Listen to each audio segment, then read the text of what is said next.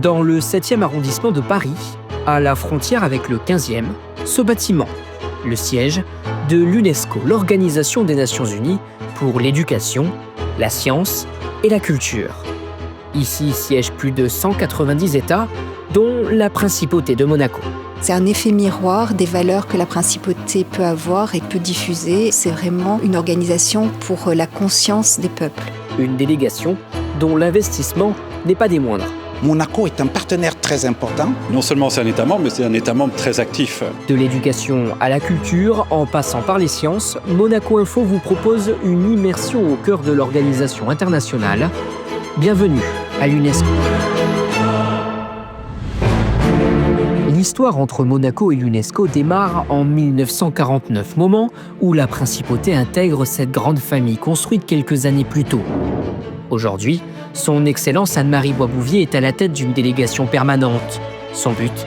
Faire valoir la parole et les positions de l'État monégasque. Les décisions sont souvent prises par consensus, donc il faut prendre effectivement la parole pour évoquer les priorités et la ligne directrice qu'un pays doit défendre, donc c'est mon cas. Et pour faire entendre la position de la principauté, l'ambassadeur s'appuie sur différents éléments. On travaille de façon coordonnée avec le département des relations extérieures et nous avons également les priorités qui sont assignées par le souverain dans ses prises de position à l'international. Donc cela guide notre action et cela guide effectivement mes prises de parole ou mes prises de position au sein des différents comités, des réunions statutaires, mais également des réunions de groupes de travail ou bien de réunions plus informelles dans lesquelles on doit échanger avec des collègues d'autres pays sur des sujets de fond pour l'UNESCO, que ce soit dans l'éducation, la science, la culture. Afin d'échanger et trouver des consensus, les délégations disposent de plusieurs salles de travail. Agatha Korczak et Séverine du Saint-Père sont diplomates au sein de la délégation et assistent Madame l'ambassadeur dans les échanges. Donc là, il y a les salons des délégués où on se retrouve entre diplomates pour discuter en marge des réunions. C'est un endroit important des négociations informelles. Ces discussions sont nécessaires pour trouver des accords, car oui, tous les pays ne défendent pas forcément les mêmes intérêts. On est passé devant la salle 10, qui est la salle du Conseil exécutif de l'UNESCO, qui est l'une des salles les plus emblématiques, en fait, qui reste un peu dans son jus d'époque et qui permet de tenir les réunions du Conseil exécutif, donc qui est l'un des organes importants de décision de l'UNESCO, qui permet de valider, de préparer un certain nombre de points avant la tenue de la conférence générale qui se tient tous les 2 ans. La plus récente s'est tenue pour la première fois à l'extérieur du siège en Ouzbékistan en novembre dernier. À cette occasion, la principauté a notamment pris des responsabilités. La principauté a assuré la vice-présidence d'une commission. Monaco était l'un des vice-présidents. Lorsque le président doit descendre de charge pour des travaux qu'il doit mener de son côté, puisque c'est représentant d'un pays, en l'occurrence c'était mon collègue marocain qui était président de la commission sciences, il a demandé à un des vice-présidents, en l'occurrence à Monaco, de tenir la charge de présider la séance de la commission, ce que j'ai fait avec beaucoup de plaisir et de fierté. Une fonction qui apporte une certaine visibilité. En étant président de séance, on a un côté un petit peu plus spécifique dans les prises de position. C'est donc l'essence même de la diplomatie. À l'UNESCO, tous les États membres ont un objectif commun: construire la paix par l'éducation, la science et la culture, même si parfois les désaccords peuvent être nombreux sur certains sujets. L'organisation internationale met donc en place certains projets sur différentes échelles de temps.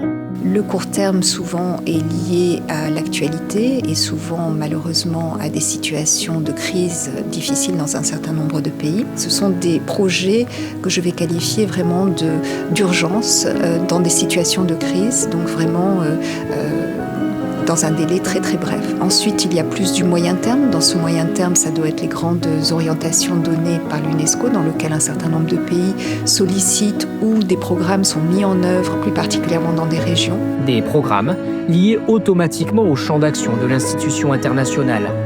Par exemple, concernant l'éducation, la principauté a fait le choix d'agir sur le moyen terme de manière très active et globale, avec l'élaboration d'un rapport annuel intitulé GEM, le Global Education Monitoring Report. L'objectif est simple, établir sur un certain nombre de thèmes et de sujets le niveau d'un pays. Le but est effectivement d'avoir des données vérifiées, vérifiables, pour que les pays puissent savoir où ils en sont sur un certain nombre de sujets, que ce soit l'éducation pour les filles ou les jeunes filles, que ce soit l'accès à l'éducation, que ce soit la formation des professeurs. Au sujet de la culture, la délégation monégasque a décidé d'agir d'une manière similaire en participant au fonds d'urgence, où les demandes sont très nombreuses. Un fonds nécessaire pour protéger le patrimoine mondial en danger. Une action saluée par le directeur du patrimoine mondial de l'UNESCO, Lazare Elundu Asomo. Ce fonds d'urgence nous aide à intervenir le plus rapidement possible pour mettre en place des actions d'urgence.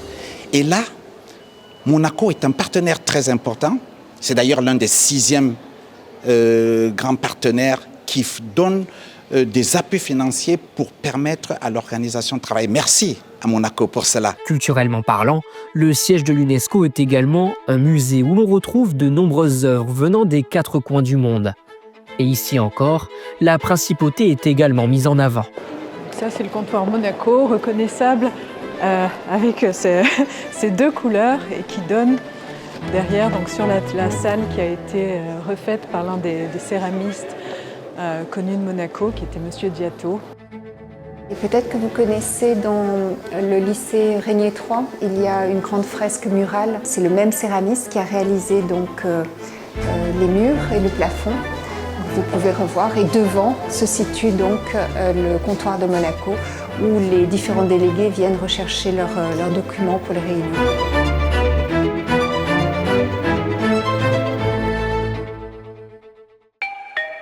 Sans grande surprise, la délégation monégasque est très active sur la thématique des sciences, dernier champ d'action de l'UNESCO. Premier exemple, avec le MAB. Le MAB, donc Man and Biosphere, qui a été créé à la fin des années 60 et qui a pris tout son envol en 71, était un petit peu le précurseur du développement durable. En fait, le programme MAB a pour objectif de faire en sorte que les populations vivent en harmonie, sans abîmer la nature qui les entoure, mais tout en ayant accès à un développement. Nous avons signé en fait un programme avec le MAB, visant à soutenir une réfection de mangroves dans l'île de Sao Tomé et Principe. Et il faut savoir que Sao Tomé et Principe est le seul pays aujourd'hui à avoir la totalité de son territoire qui vient d'être déclaré réserve de biosphère.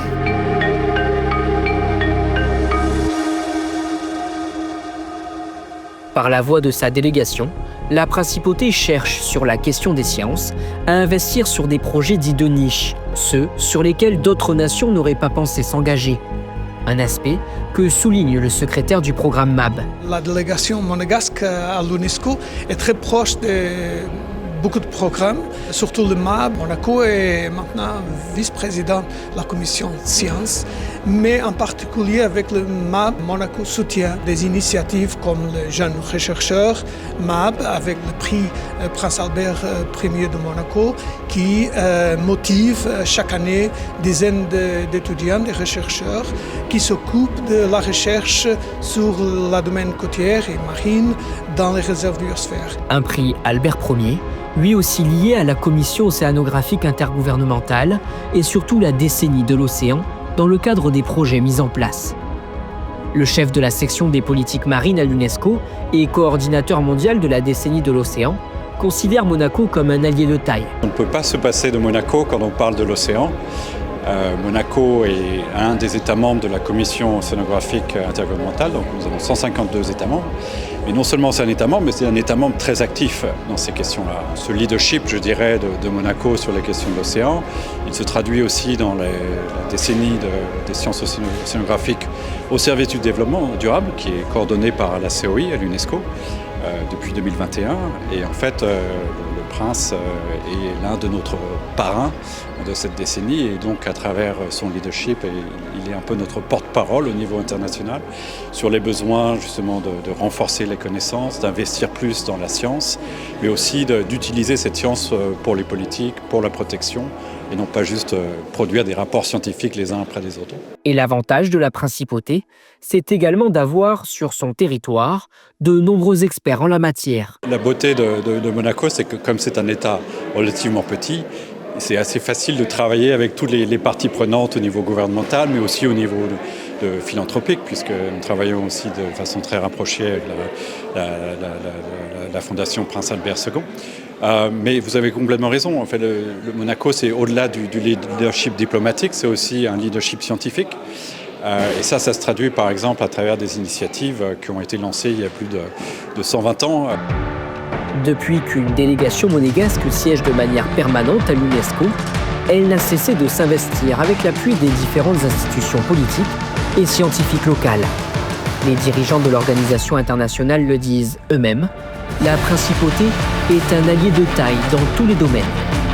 À son échelle, elle tente de contribuer au maintien de la paix et de la sécurité dans le monde à travers l'éducation, la science et la culture.